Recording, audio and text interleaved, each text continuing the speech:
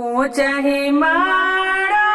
छाई में जाना का पापा ऊंचे बाड़े नैया तो आए ऊंचे बाड़े नैया तो आए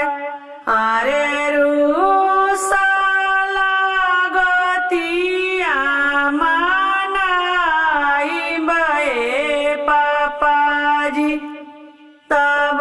करबे बेटी के बियाह तब करबे बेटी के बियाह हजमा पेठानी बेटी बाबा ना पेठावानी तब ना माने ले दे आंदाय तब ना माने ले दे आंदाय अरे आंदे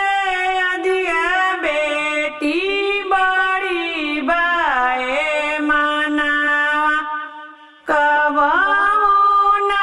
माने ले दे आंदाय कबहू ना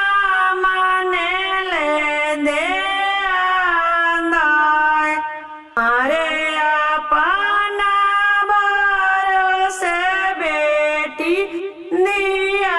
जाना मावाला हमारी करबी बेरा पाराय हमारी करबी प्रतिपालाय ऊंचा हिमाड़ा छाई